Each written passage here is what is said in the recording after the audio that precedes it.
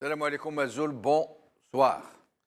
Rétro Info comme chaque samedi, donc et nous allons parler de trois sujets principalement. Si nous aurons le temps, nous pourrons déborder un petit peu sur d'autres actualités. Sinon, nous allons principalement parler du marché automobile, de ces responsables de partis politiques, des proches du régime qui sont dans le délire, ils n'ont plus de frein.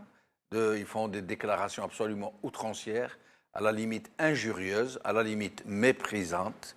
Et nous parlerons aussi du mouvement social des médecins résidents qui va en se compliquant. Et donc, d'abord les titres. TSA, grève des résidents, boycott dans le calme de la deuxième journée des examens du DEMS, par Hassan Saadoun. Réflexion des aides. Le boycott des véhicules Made in Algeria se poursuit. Des voitures invendables. Par Ismaïn. Réflexion des aides. Pour une fois, Ould Abbas n'a pas tort. Alors, avec nous aujourd'hui pour ce rétro info, Nazim Taleb, membre du secrétariat national de Rachad. Merci de l'invitation. Merci à vous. Zoher Rouis, secrétaire national de Gil Jadid. Bonsoir. Bonsoir Zoher, merci d'être avec nous. Et Hassan Hirsch, docteur en sciences économiques. Merci Hassan d'être avec nous. Avec plaisir. Merci. Alors, donc, j'aimerais que nous commencions par les déclarations dont nous parlions, des déclarations outrancières de ces membres du régime qui n'ont plus de frein. Nous allons commencer par écouter M. Ould Abbas. علمية صالحة للشرب ما بين عين صالح وتمر راسب. اعطوني دولة في العالم ما من الامريكان جيبوه. يقول لك ولد عباس تسكن مع الامريكان خير من الامريكان. هذه انا عارف. كاين الصحفي اللي يقول لك علاش ماشي خير الامريكان؟ الامريكان عندهم شعبي بن هيدي ما عندهمش بن بولعيد ما عندهمش حنا عندنا هذا. Et voilà. Alors. Moi, ce qui me rend totalement triste, c'est que quand il veut se référer à nos grands hommes, Ben Boulaïd, l'Arabe Mahidi, il était obligé de regarder sa feuille. C'est-à-dire qu'il ne se souvient même pas de nos héros. Il a fallu, vous pouvez repasser l'image, Oui. il n'était pas capable de citer nos héros de mémoire. Peut-être qu'il avait honte, il a baissé les yeux de... Non, il regardait bien ses notes, c'est absolument tragique. Pas le sentiment de honte, ce Oui. type d'énergumène. Oui, parce que précisément la dernière fois, il avait attaqué un journaliste Oui. en prononçant au moins 20 fois le mot On n'avait honte. pas honte. Oui. Ce qui veut dire que ce qu'il habite, lui, Ould Abbas, avec tous ses échecs, avec toutes ses fourberies, avec toutes ses flagorneries, etc., ce qu'il habite en réalité, c'est justement ce sentiment de honte, de ne pas pouvoir se regarder dans la glace. Vous savez, il y a un proverbe amazir du Rif que je trouve extraordinaire. Il dit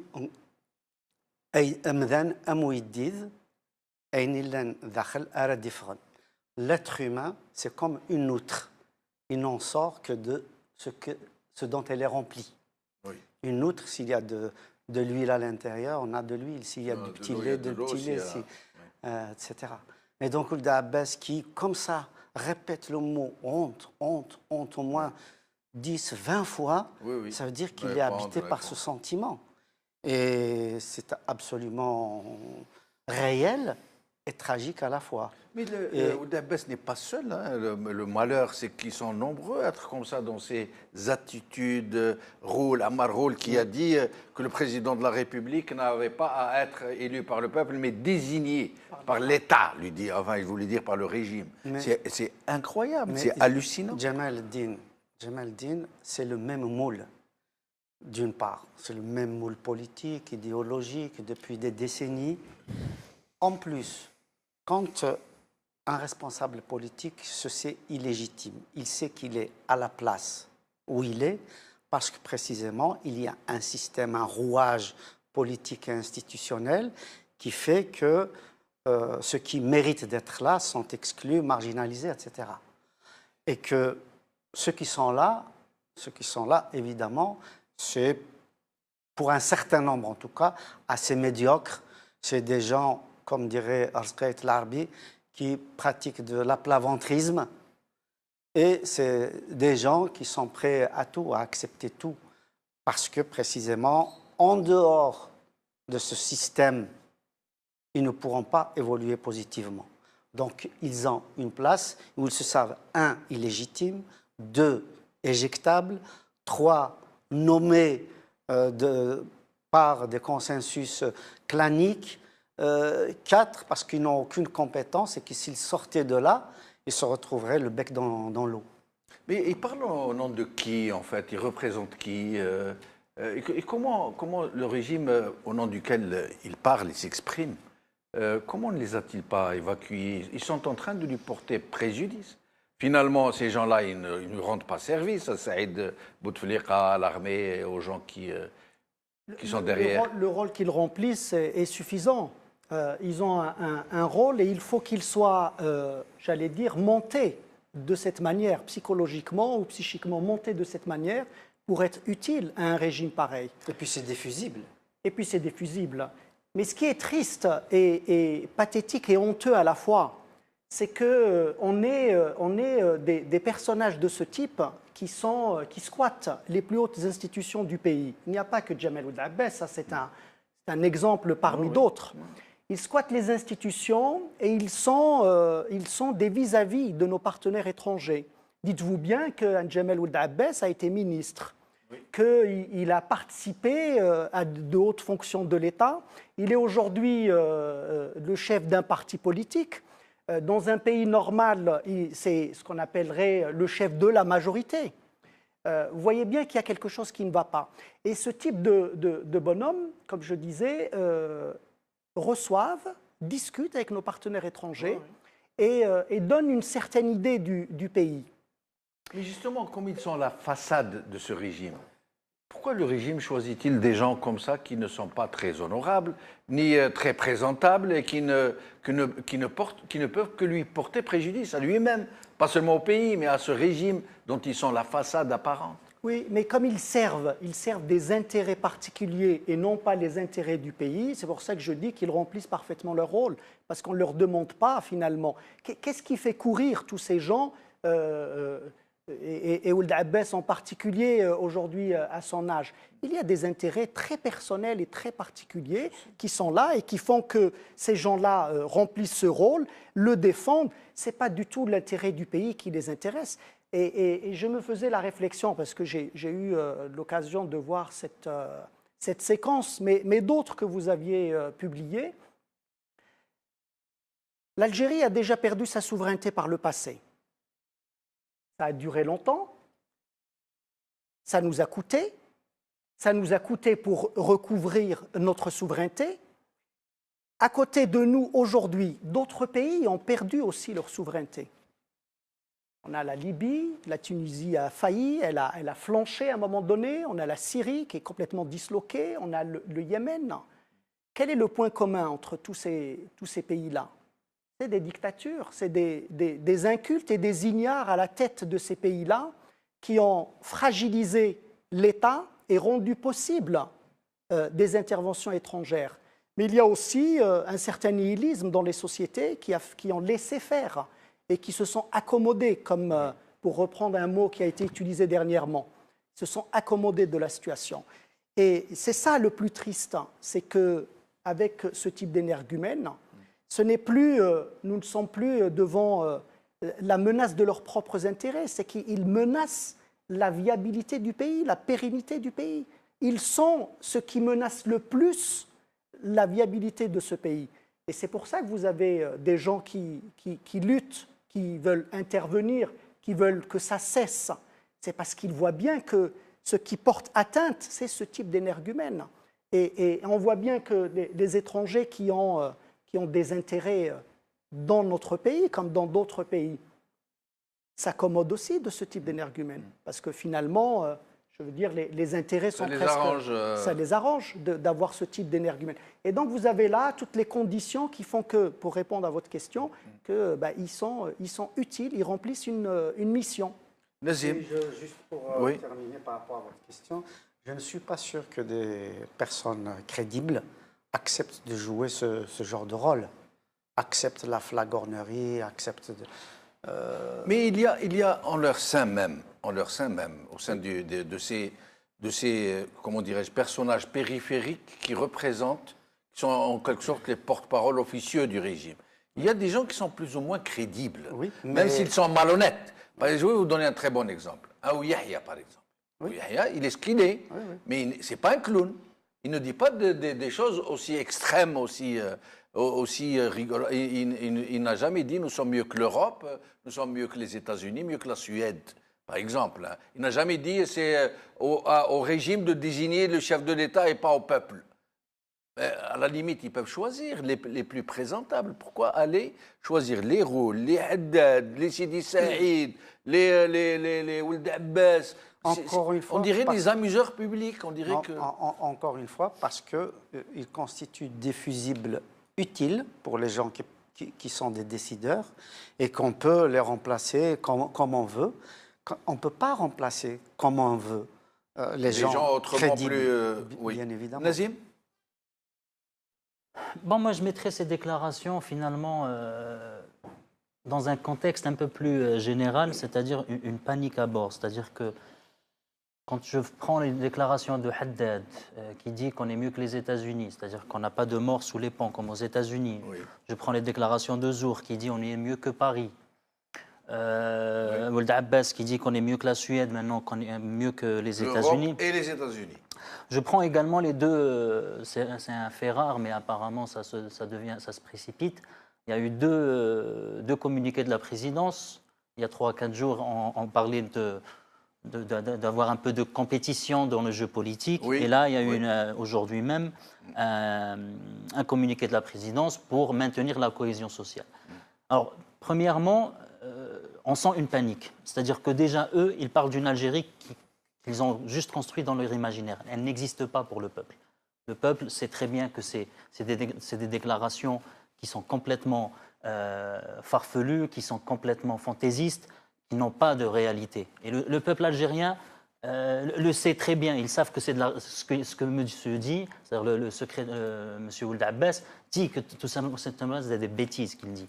Mais en le mettant dans un contexte plus global, on sent qu'il y a une panique à bord. Et ça, il y a plusieurs facteurs à ça. Premièrement, vous avez le Front social qui commence vraiment à prendre. Je vous rappelle qu'en quelques mois, on a eu les radiés de l'armée, les Sonalgaz, les résidents, les médecins, puisque c'est un sujet qu'on va parler. Donc il y a un bouillonnement au sein de la société sociale, société algérienne, pardon. Sur un front économique, quand bien même le pétrole il a augmenté, la production algérienne elle a baissé entre 2016 et 2017. On est passé de 197 millions équivalent pétrole à 193, sachant qu'en 2016, c'était déjà une augmentation par rapport à 10 années de déclin. C'est une mauvaise gestion, donc on sait très bien qu'aujourd'hui même, le gaz qui doit être réinjecté dans les puits pour pouvoir soutenir une certaine pression pour remonter le pétrole, il est en train d'être exporté. Donc là, on est en train de réduire la longévité de nos puits, c'est-à-dire que d'ici quelques années, au lieu de 30 ans, 40 ans, nos puits vont être à sec. Donc il y a une vraie panique à bord. Et moi, je mettrais ces déclarations complètement farfelues dans ce contexte-là. La diversion? Ben oui, c'est-à-dire que quand on dit... bon, en tout cas, eux, ils croient qu'en disant que c'est mieux que Paris ou que c'est mieux que les États-Unis, il y a des gens qui le croient. Mais il n'y a personne qui les croit. Il n'y a personne. Je veux dire, c'est des gens qui sont complètement déconnectés de la réalité. Pour ne pas dire, comme il disait M. Hersh, pour ne pas dire au fait que c'est un peu... voilà, c'est des plaisantins. Ils plaisantent de l'histoire de l'Algérie. Oui, ils n'ont pas Ben Mehdi, ils ont pas... C'est-à-dire ils prennent les choses vraiment à la légère alors que la situation est grave. Aujourd'hui, l'Algérie se dirige droit vers une crise multidimensionnelle. Elle n'y est pas déjà en plein milieu? Bon, on a encore on va dire des amortisseurs comme les fonds de réserve, etc., etc. Mais là, c'est le précipice. On est en train de se précipiter. On ne le sent pas, l'Algérien ne le sent pas. Il a commencé à le sentir avec la loi de finances de 2017. Là, ça s'accentue en 2018. Mais là, c'est le précipice. Et on est en train de faire des déclarations complètement hallucinante, alors que la situation est grave. Au lieu de mettre un plan pour ouvrir le champ politique réellement et non pas faire des communiqués présidentiels pour le faire, au lieu de faire une stratégie économique, sociale, culturelle pour mettre l'Algérie sur le droit chemin, on est en train d'entendre des sottises pareilles que l'Algérien, finalement, ça n'intéresse absolument pas. Ça n'intéresse absolument pas. Et nous allons passer au sujet suivant, celui du marché de l'automobile en Algérie, qui est en crise, qui est en vraie crise, qui a beaucoup baissé, énormément. Mais il est multidimensionnel, comme disait Nazim, parce que non seulement il a baissé, les prix des voitures ont flambé, ce qu'ils appellent, eux, la construction automobile ne s'est avéré n'être que du montage, de l'assemblage, de l'importation déguisée, en fait. Et puis, dans tout ça, il y a de la spéculation par les constructeurs eux-mêmes qui trouvent le moyen de faire revendre leurs voitures en deuxième, troisième main, et donc qui arrivent au marché à des prix absolument prohibitifs. Et donc, à votre avis, qu'est-ce qui se passe dans ce marché automobile? Rappelons que sur les réseaux sociaux, il y a en ce moment un appel qui a été lancé, un appel citoyen, qui est très, très suivi, qui est vraiment en train de faire le buzz, qui demande aux gens de boycotter les voitures montées en Algérie, de ne plus les acheter. Et ça marche très fort sur les réseaux sociaux. Alors, à votre avis? Bon, sans être un spécialiste de l'industrie automobile, ce qui visiblement avec cette campagne anti-voiture Made in Algeria, c'est ça je crois le nom de Made in Bledi. Made in Bledi de cette campagne, c'est que les gens ne comprennent pas, ils sont complètement ahuris par le fait que, ou alors, au contraire, ils ont compris, ils sont complètement ahuris par le fait qu'on puisse... sous couvert de disposition d'un cahier des charges sur de la construction en Algérie de voitures, en réalité, on importe l'ensemble des éléments constitutifs qui permettent de faire le montage uniquement en Algérie. Oui. Donc, sous couvert de ces dispositions-là, en réalité, on fait de l'importation hors taxe, c'est-à-dire que celui qui importe tous ces éléments nécessaires au montage sont importés hors taxe, complètement hors taxe. Ils sont revendus, ces voitures sont montées sur place en Algérie et revendues 2 fois leur prix. Donc évidemment, il y a un scandale en la matière. Quand on fait de l'importation hors taxe, ça veut dire qu'on n'apporte rien au trésor public algérien. Ça veut dire que l'État lui-même ne s'enrichit pas de cette importation. Donc l'enrichissement est ailleurs. Il est chez du particulier. Et donc, il se passe quelque chose. D'autant plus que le prix est multiplié par 2, visiblement. Donc, évidemment, ça crée cette contestation sur ces prix-là. Et une fois de plus... Et la qualité aussi.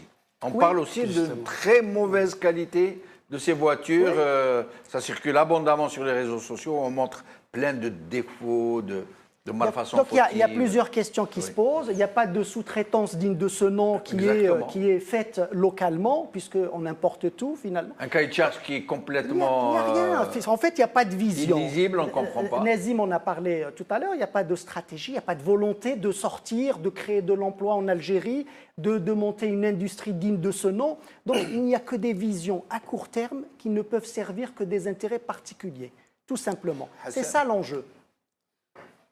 Moi, je raisonne, même si je n'ai pas les moyens de raisonner vraiment en tant qu'économiste, mais je raisonne, comme disait tout à l'heure Nazim, en termes global. Quand on veut créer une industrie, qu'elle soit automobile ou une autre industrie, il faut se poser un certain nombre de questions. D'abord, quels sont nos besoins? Quels sont les besoins de l'Algérie? Dans le cas présent, au niveau de l'automobile.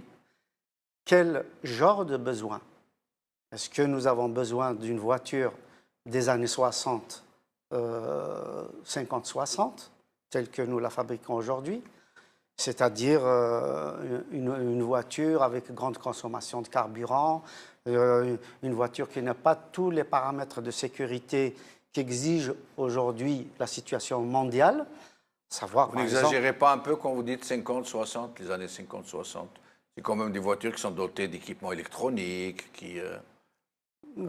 Peut-être pas, ça commençait à venir. En tout cas, ce que je veux dire par là, c'est vraiment des véhicules du XXe siècle Obsolètes un peu. et non pas les véhicules du XXIe siècle. C'est-à-dire, effectivement, au niveau de la qualité, de la de la compétence, sécurité, etc. peut-être. Ouais. Donc déjà, connaître, est-ce que ces voitures, elles sont destinées au marché algérien uniquement? Est-ce qu'elles sont destinées en Ah, partie... uniquement. On n'a pas le droit de les Mais on ne exporter. sait pas. Même la symbole Renault-Algérie, l'une des conditions du contrat est de ne pas exporter.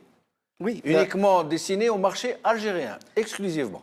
mais justement, toute cette question-là, qui est plus d'ordre politique qu'économique. Donc, combien ça coûte en termes d'argent, combien l'État algérien dépense et combien il en gagne. Ça, c'est extrêmement important. Quel est l'impact socio-économique au niveau de l'emploi, au niveau de la création des emplois directs, des emplois indirects, au niveau du développement industriel à côté? Est-ce que, par exemple, on a pensé à mettre en place des équipementiers? Est-ce que, par exemple, même si on ne vend pas la voiture produit fini, est-ce que, par exemple, il est possible de vendre de la pièce de rechange? Parce que le marché mondial aujourd'hui, il est beaucoup plus focalisé sur la pièce de rechange que sur la voiture elle-même. Ce n'est pas notre cas du tout. Il n'y a pas Voilà. d'équipementier, Donc, il n'y a pas de sous-traitance. Ça n'a rien à voir avec, par exemple, l'automobile au Maroc. Hein. Ce que je veux dire par là, c'est que quand on met en place une industrie, il faut se poser toutes ces questions et bien d'autres questions. Les questions du cahier de charge aussi, notamment du taux d'intégration. Non seulement le taux d'intégration, mais surtout, et ça c'est valable pour toutes les industries, pour tous les IDE qui viennent en Algérie, même si ce n'est pas énorme, on est parmi les derniers pays, c'est se poser la question de l'implication de celui qui investit, c'est-à-dire de l'investisseur étranger. Est-ce que, par exemple, pour ces voitures, il y a une garantie? Est-ce que le constructeur lui-même participe au service après-vente? Est-ce qu'il a une responsabilité au niveau, justement, de l'état du produit à court et moyen terme? Je vois, par exemple, les voitures coréennes dans le monde entier où elles sont garanties pour 5 ans. Ça a été une des forces de vente des voitures qui a maintenant, je crois que c'est 7, une des forces de vente de la voiture sud-coréenne dans le monde entier, où ils ont pu concurrencer de vieux constructeurs comme l'Europe ou les États-Unis ou le Japon. Oui, donc, mais le problème, pourquoi ces voitures qui bénéficient de détaxes, d'exonération, de facilitation, de lignes de crédit, de facilités de tout genre, qui auraient dû coûter beaucoup moins cher, en fait, après tous ces privilèges, elles coûtent plus cher. Pourquoi coûtent-elles plus cher? Où ça va, toutes ces marges très vraisemblablement indues, où vont-elles? Le problème, c'est que si elles coûtaient plus cher que pour l'acheteur final, oui, on pourrait imaginer, comme disait Zoher tout à l'heure, on pourrait imaginer que l'État peut-être tirerait un bénéfice par les taxes, ce n'est pas le cas, etc. Ce n'est pas le cas. Oui. Donc, effectivement, en Algérie, de façon générale, il faut se poser, encore une fois, non seulement le coût, mais aussi la rentabilité. Un des points majeurs qui fait la faiblesse de l'économie algérienne, c'est la rentabilité. Pour 1000 dinars d'investis, c'est quoi le seuil de rentabilité? Oui. Et là, de ce côté-là, l'Algérie, malheureusement, encore une fois, vraiment la lanterne rouge.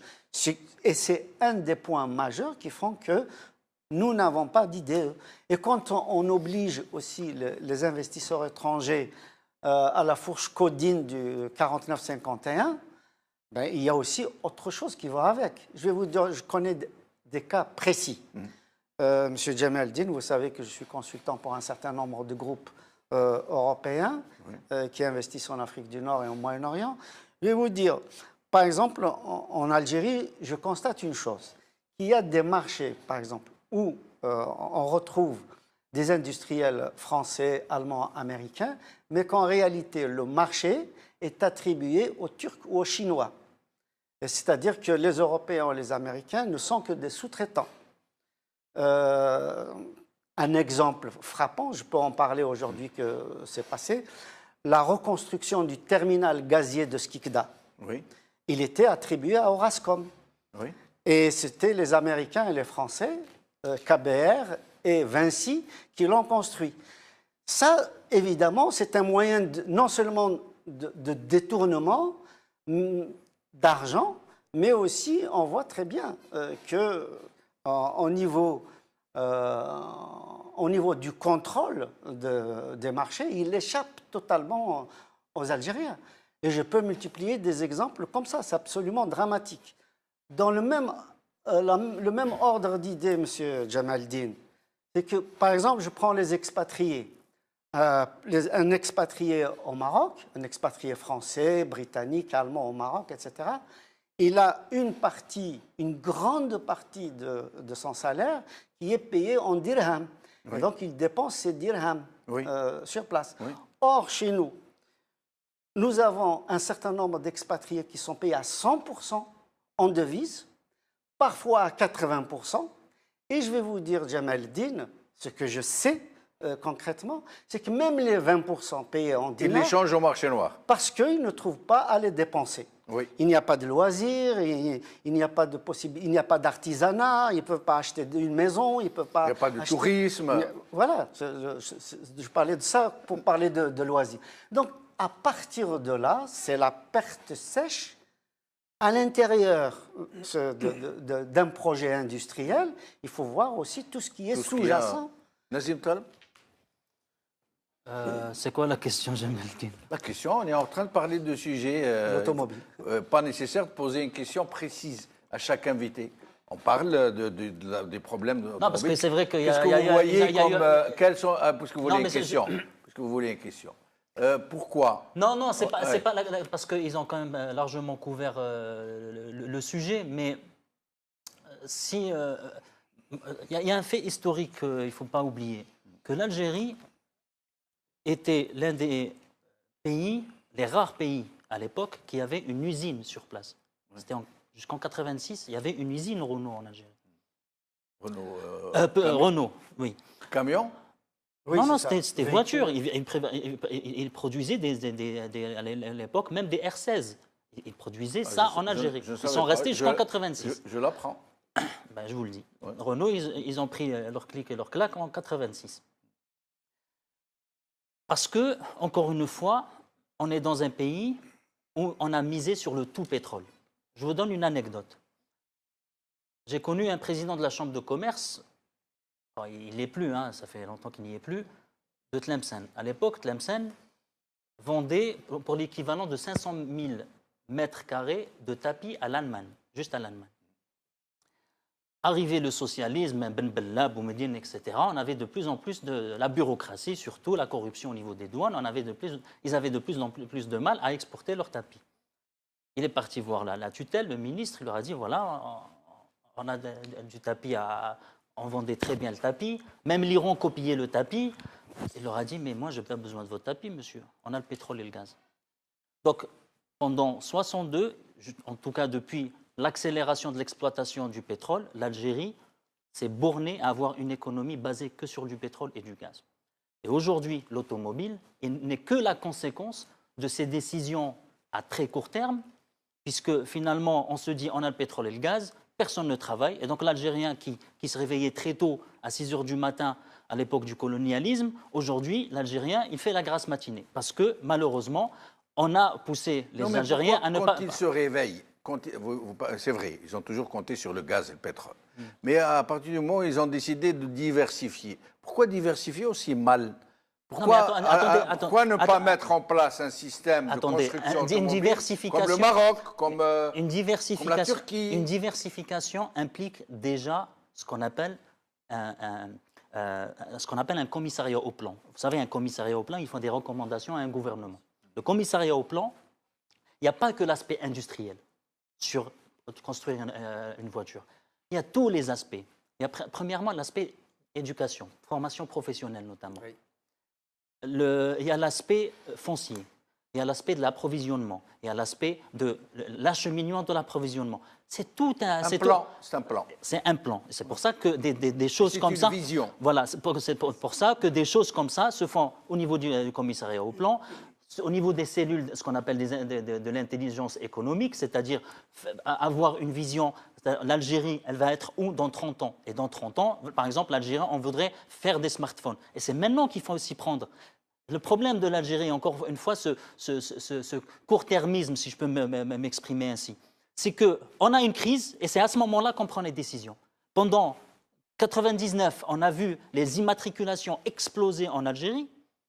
On n'était pas capable de se dire, il y a 15 ans, il faudra quand même faire quelque chose pour qu'on produise les voitures ici en Algérie. L'Iran, je vous donne un exemple de l'Iran. L'Iran, ils ont exigé à Renault, à Peugeot, s'ils voulaient s'installer en Iran, 300 000 véhicules devaient être destinés à l'exportation. Il n'y a pas qu'en Iran que vous allez vendre vos voitures. Ça, quand vous avez un régime... Le Maroc aussi. Le Maroc, Renault exporte la majorité de ses véhicules. Non, mais exportateur de véhicules en Afrique, après l'Afrique du Sud. Absolument. Moi, je vous parle du cas Iran, c'est-à-dire où on a imposé quelque chose à... Les Marocains aussi, ils n'ont pas du 51-49. Voilà, c'est ça, je voulais parler de ça. Non, ça n'a rien à voir avec les 51... Attendez, je vous donne un exemple du 51-49. Les Émirats arabes unis, est-ce qu'ils ont 51-49 Oui, mais ils n'ont pas d'industrie. Ils l'ont, hein. Oui, d'accord. Donc, est-ce que les Émirats arabes unis, quand les gens regardent les Émirats arabes unis, est-ce qu'ils ont l'impression que c'est pire que l'Algérie? Non. C'est-à-dire qu'ils sont leaders mondiaux, ils sont devenus leaders mondiaux de tout ce qui est logistique et le transport maritime des conteneurs. Ce que je voulais vous dire, que l'investisseur, ce n'est pas forcément le 51-49. C'est beaucoup plus que ça. C'est premièrement... Mais dans ce genre de projet, oui, Hassan. Non, je voulais juste rajouter une chose. Le 49-51 est un frein, mais je suis tout à fait d'accord avec Nazim qu'il n'est pas le seul. Oui. Que l'Algérie est un pays fermé.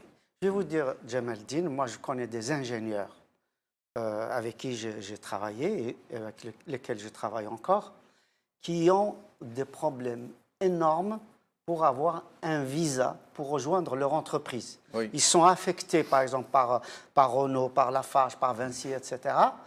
Au Maroc, ils n'ont pas besoin de... En Iran, ils ont un visa sur place même. Il suffit qu'ils partent là-bas, ils ont un visa à l'aéroport. L'Algérie, on en est encore à attendre. Pour apporter de l'eau à votre moulin, et puis je vais donner... Juste à Mostaganem, le port de Mostaganem. Vous savez comment ça se passe quand les gens arrivent au port de Mostaganem? C'est incroyable. On débarque les voitures, les douaniers sont là, les voitures descendent du bateau le matin. Supposons qu'ils arrivent le matin, à 9 h du matin. Vous savez quand est-ce qu'ils sortent? 19 h. Alors imaginez un touriste qui arrive ou un expat, comme vous dites, qui arrive en famille, il est obligé de rester toute la journée au port. Oui, mais c'est ce que j'aimerais pas finir ma phrase de tout à l'heure. Vous m'avez coupé, je vous ai pas coupé. On va essayer de faire tourner le... Ce que je voulais finir et conclure là-dessus, c'est que ce n'est pas juste un problème de cahier des charges en Algérie. C'est toute l'Algérie qui est problématique. C'est le mode de gestion, le mode de gouvernance. Et c'est pour ça que je vous dis que même en ayant un cahier des charges, ça ne va pas résoudre le problème. Parce que le problème, il est, encore une fois, il y a l'éducation, il y a la logistique, la matière première, la formation initiale, la formation continue. Tout ça, tous ces sujets-là, on ne les aborde pas en Algérie. Donc on reproche aux acteurs économiques qui sont en collusion avec les acteurs politiques que finalement, ils font que gonfler les pneus. On ne leur demande pas plus, parce qu'il y a une telle corruption, il y a une telle collusion des intérêts, que finalement, déjà premièrement, techniquement, on est incapable de produire une voiture, on est incapable. Secondo, je ne sais pas si vous les avez vues sur les photos, les voitures arrivent coupées, c'est-à-dire on les soude, c'est-à-dire que normalement, le châssis, il est moulé et posé, c'est-à-dire une pièce. Et là, vous imaginez les accidents qui vont arriver. C'est-à-dire qu'ils n'ont aucune considération pour la vie humaine. Le châssis est soudé. Il est coupé.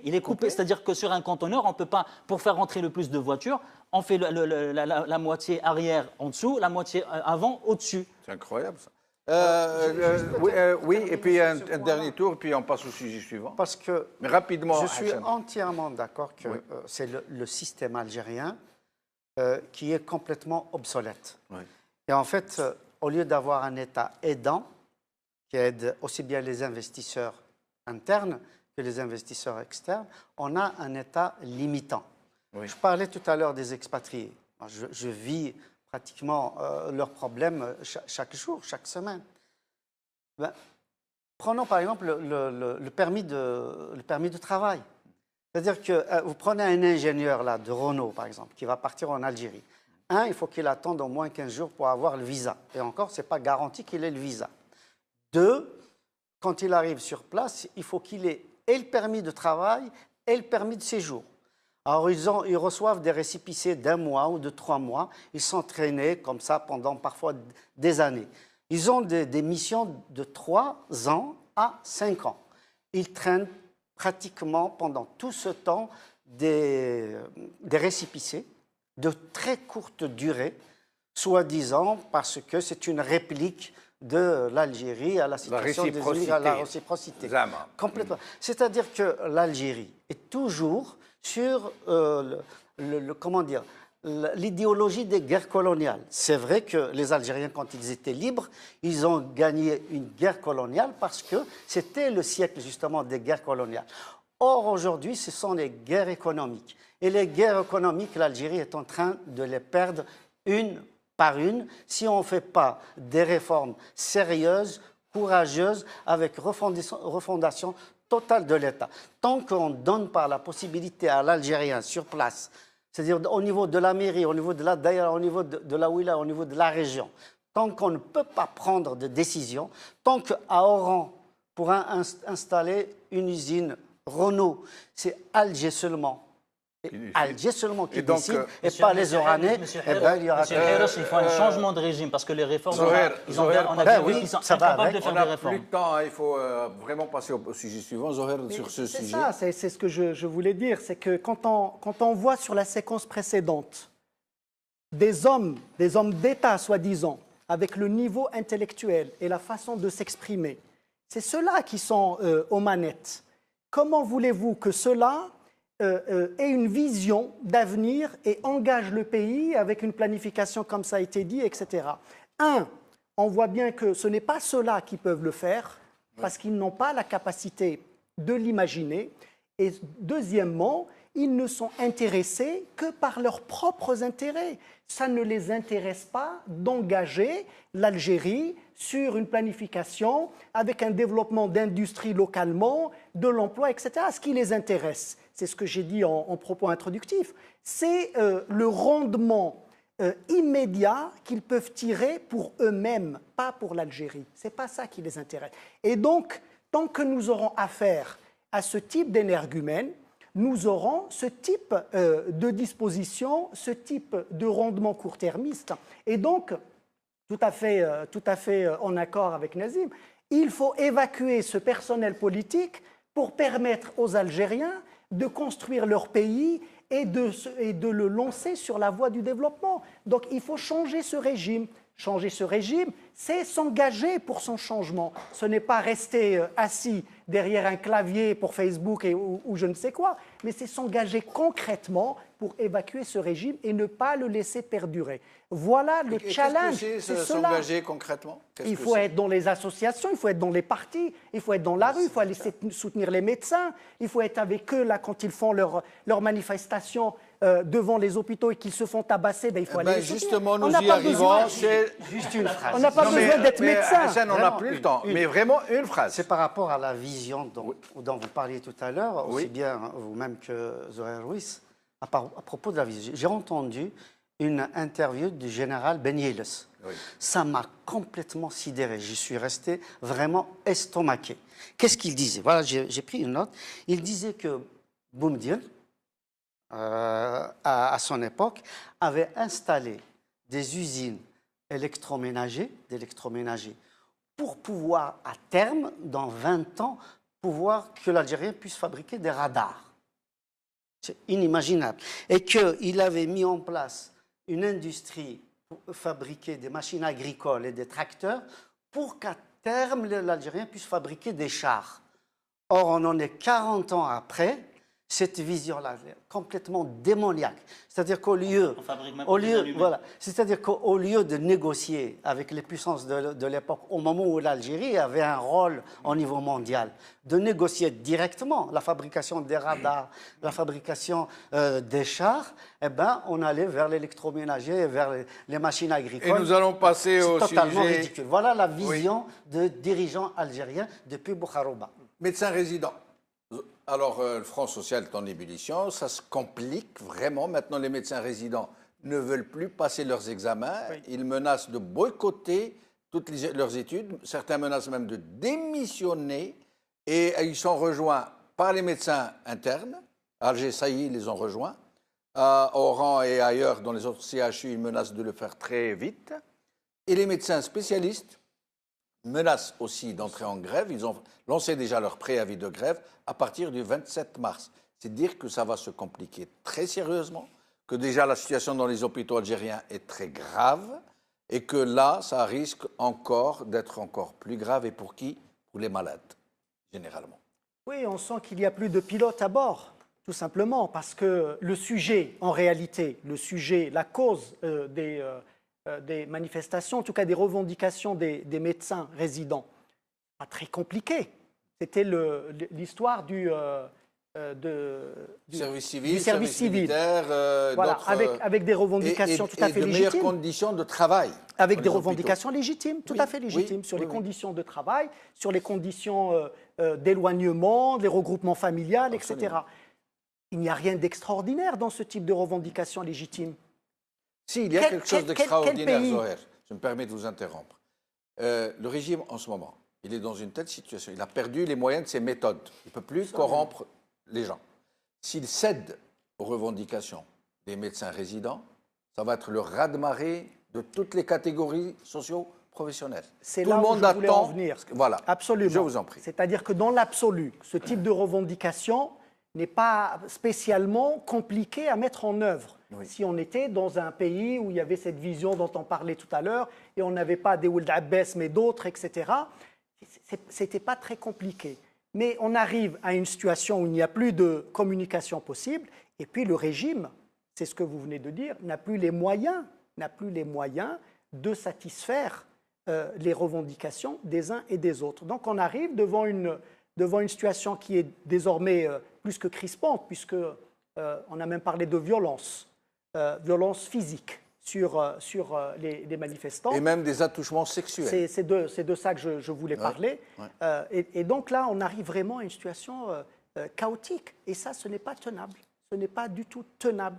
Donc il faut reprendre langue avec les uns et les autres, satisfaire leurs revendications, parce qu'il n'y a rien de particulier. Et de toute façon, nous en avons déjà parlé à plusieurs reprises ici, c'est que Nazim a parlé de glissement, je ne sais plus l'expression qui a été précipice qui a été évoquée tout à l'heure. Nous y sommes, et de plus en plus, nous le disons toutes les semaines pratiquement ici, de plus en plus, nous allons vers des complications, parce que ce régime-là n'a rien préparé, n'a pas préparé l'avenir, et donc il est devant une situation compliquée. Et comme il est préoccupé en ce moment par sa propre succession, c'est-à-dire comment je me maintiens, comment je garde la main sur le butin, parce qu'il y a encore un butin, il y a encore un petit matelas sur lequel ils peuvent encore piocher. Et donc, comme on est plutôt sur les intrigues de palais, puisqu'ils sont dans une guerre larvée entre eux,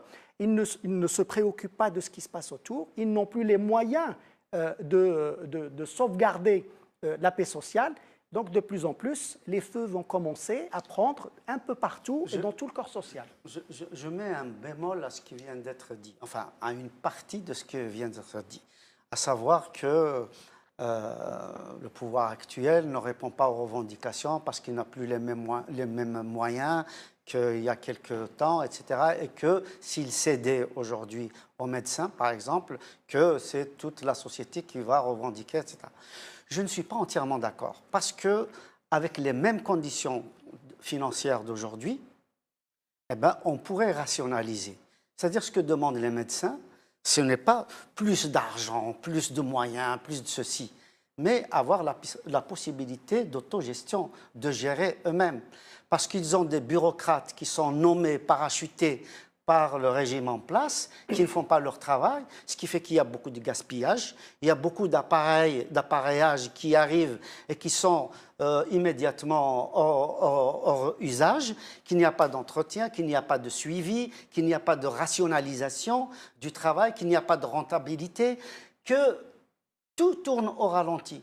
Un des gros problèmes de l'Algérie, Jamal el-Din, et ça je le dis en tant qu'économiste, c'est la vitesse. Aujourd'hui, l'Algérie fonctionne à 20 km/h pendant que les pays sont à 220-250 km/h. Donc non seulement on ne rattrape pas, mais on est toujours à la traîne on et creuse même l'écart. l'écart se creuse. Donc la question qui se pose, c'est comment rendre responsable l'acteur sur le terrain. Médecins, gestionnaires, administrateurs, enseignants, syndicalistes, militants politiques, militants associatifs, etc., que l'État ne soit pas toujours celui qui se mêle de tout jusqu'à perdre tout contrôle, qui puisse faire confiance justement aux citoyens algériens. Et c'est ce que demande le citoyen algérien. Il ne demande pas toujours des shkara d'argent, il demande à ce qu'il prenne son destin en main. Aujourd'hui, si les mairies étaient relativement autonomes, si les universités étaient relativement autonomes, si les régions étaient relativement autonomes, si les usines, si les entreprises étaient relativement autonomes, aujourd'hui, ils prendraient des décisions qui aillent dans le sens de l'intérêt de cette entreprise, de cette association, de ce syndicat, ainsi de suite. Or, ils reçoivent des directives bureaucratiques des décideurs au plus haut, des décisions qui vont au ralenti, qui changent du jour au lendemain. Un des gros problèmes de l'Algérie avec les investisseurs étrangers, c'est qu'on change les règles du jeu en plein jeu. Combien de fois le droit à l'entreprise, le droit des affaires, etc., il change de trimestre en trimestre, ce n'est pas 5 ans ou 10 ans. Et donc, il ne s'appuie à plus de prévisibilité. Nazim Taleb, plus de prévisibilité. Voilà, ils ne prévoient plus rien, ils avancent. Il n'y a pas de lecture. Alors, il n'y a même pas de statistiques. Oui. L'ONS. Non, mais il n'y a plus de temps. On va laisser Nazim parler. Allez-y. Oui. Pour prévoir, il faut s'organiser, Ouais. il faut planifier. C'est qu'à ce moment-là qu'on peut prévoir. Donc, quand on ne planifie pas, on ne s'organise pas, on ne peut pas prévoir. Donc, ça, c'est pour répondre à votre question. Moi, ce que je voudrais dire par rapport aux médecins résidents, premièrement, je voudrais, contrairement à ce qu'on dit, les Algériens, ils sont violents, ils ont la nature. Les médecins résidents, ils nous ont donné une leçon dans le combat non violent, et dont je suis justement fier, que c'est notre combat au sein du mouvement Marachet. Ils ont boycotté à 2 reprises leur examen de spécialité. Alors, je ne vous dis pas ce que ça va être, que si c'est une année blanche, c'est-à-dire que les postes qui devaient être prendre l'année prochaine, il n'y aura pas de spécialistes. Absolument. Donc, du coup, alors imaginez les conséquences pour les malades. Secondo, ce que je constate, c'est que finalement, depuis 2011, il y avait de l'argent, on a distribué à toutes les franges de la société. On les a calmés, on a acheté la paix sociale comme ça. Aujourd'hui, le bâton est en train de frapper toutes les catégories sociales.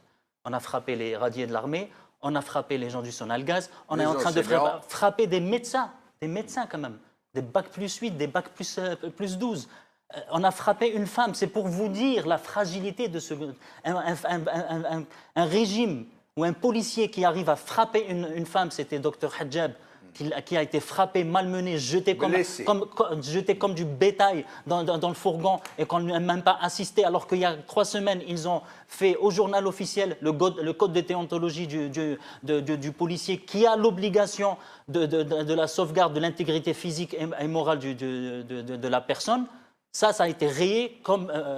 et là, on voit bien que là, aujourd'hui, en Algérie, Ce dont on a besoin, c'est ce combat, justement, c'est ce militantisme non violent, ce boycott massif. Mais il ne s'agit pas que des médecins résidents. Il s'agit aussi que ce soit rejoint par les professeurs, parce que les professeurs, aujourd'hui, ils n'ont pas encore rejoint le mouvement. Il faut que ce soit toutes les franges de la société pour dire à ce régime, aujourd'hui, qu'il dégage. Ce régime, s'il s'en prend à un médecin, Dr Hajab, c'est qu'il est fragile. Donc, si on a une action massive, ce régime, il va dégager, et d'une manière non violente, encore une fois. Voilà. Mais quand vous dites massive, il faut qu'il y ait une organisation derrière. Il n'y a pas d'organisation derrière. L'organisation, rappelez-vous, monsieur Ben Chennouf, l'Algérie, depuis surtout 90, l'État, et on rejoint aussi le premier sujet, ils ont tout fait pour casser la société civile. Pourquoi aujourd'hui on a Ould Abbas et on n'a pas Mehri? Parce que Mehri, il est parti à Saint-Egidio pour trouver une solution au problème algérien. Ils ne veulent plus des gens comme Mehri qui sont sensés, qui ont de la logique, qui sont intelligents. Donc aujourd'hui... C'est fini. Nous sommes arrivés à la fin de l'émission. Merci Nazim Taleb, merci Hassan Hirish, merci Zoher Rouis. Merci à vous, chers amis, d'avoir suivi cette émission. Bqa ala khair, b'slama.